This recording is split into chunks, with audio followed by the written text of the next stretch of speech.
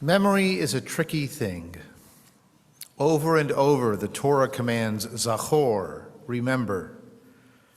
Many of the events we are told to remember did not actually happen in history. On one level, it matters whether or not there really was an Exodus, a revelation at Mount Sinai, divinely authored miracles as recorded in the Torah and Jewish tradition. On another level, it does not matter. People are going to remember what they choose to remember, how they choose to remember it, what they are told to remember. Remember the Alamo the way we tell you to remember it. Remember the Maine, to start a war with Spain and gain a short-lived American empire, even though most of us do not remember the Maine anymore. Remember Pearl Harbor. To actually remember Pearl Harbor, say you were 5 years old in 1941. That would make you at least 87 today. The vast majority of us do not remember Pearl Harbor in that way. We are like anyone under age 25 today who was told, remember 9/11. They don't actually remember the event. They remember what they are told to remember. They remember the story, but not the actual experience. For events that we did experience, for people we knew personally and whom we loved, who are now gone, we might think the past would stay the same. Time travel is fiction. What's done is done.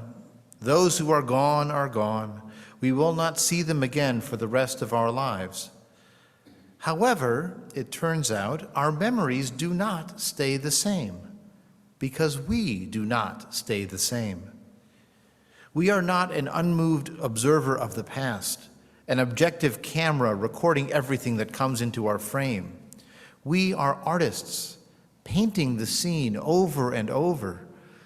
Sometimes we are realistic, trying to capture every line and curve, every shade and silhouette as close to reality as we can. Sometimes we are impressionists, our emotions making the details fuzzy even as we are taken back to how we felt at that moment with the same intensity. Sometimes we are abstract, remembering shapes that get jumbled in our recollections with other moments of the past.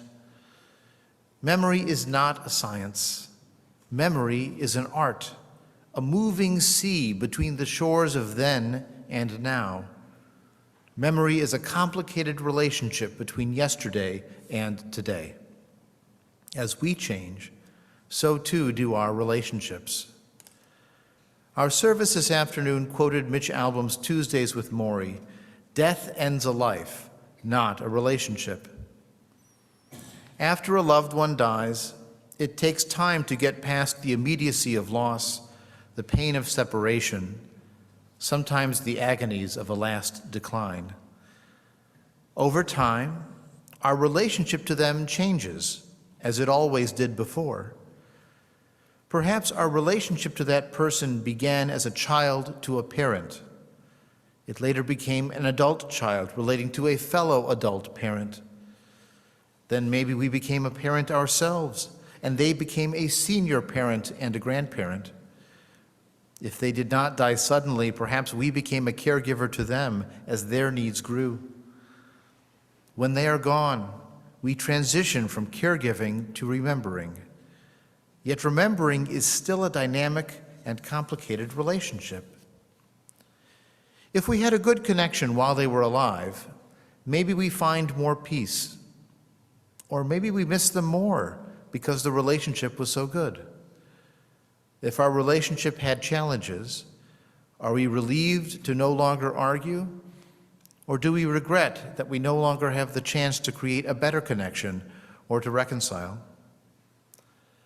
What is true for these lost loved ones is true for all of our memories, for each of our past connections, to spouses or children, to grandparents, siblings, and friends. We have regrets and hopes and wishes for what might have been. Without even thinking, we ask to change the past. We ask, if only. We ask, what if? Yet we can only shade and sculpt the past so far. We can add a new soundtrack, change the lighting, zoom in on different parts of the screen, but a replay is still a replay. We cannot change the plot, and we cannot make a realistic Rembrandt into a surrealist Chagall. There are limits to the creativity of imagination when we remember the past that we lived and our loved ones who lived it with us. We need to learn two things from our complicated relationship with the past. First, we need to find peace by reminding ourselves that the past is the past. What if only will not fundamentally change what was. Forgive yourself for what did not happen. Forgive yourself and forgive them for what was not done or said. Forgive yourself and forgive them for what was not felt then or is not felt now. We can retell the past with generosity, with forgiveness for them and for ourselves. Relationships change even after someone is gone. The other person does not change, but we do. Second, if we cannot fundamentally change the past, then this is our opportunity to make our living relationships, our complicated, challenging, fractured yet repairable relationships with living loved ones, into the relationships we want and wish for. Do not wait to say if only. Do not wait and ask what if. Act now, speak now, feel now, forgive now. Why wait for regrets when we can begin the repair today? One of my favorite songs of our entire high holiday repertoire is the song with which we begin our Yom Kippur memorial services. Niftach et hasha'ar, let us open the gate, even at the time of the closing, literally the locking of the gate, before the day is done. The gate is forgiveness. The gate is an opening to changed relationships, an opening to the past and to the present, an opening to others and to ourselves. Hayom yifnei, the day vanishes. Hashemesh yavo v'yifnei, the sun is setting. If we can face the truth and embrace the people in our complicated relationships, past and present, shalom yavo, peace will come. Let us wish, let us hope, let us act to make it real in our lives. Shalom yavo, peace will come.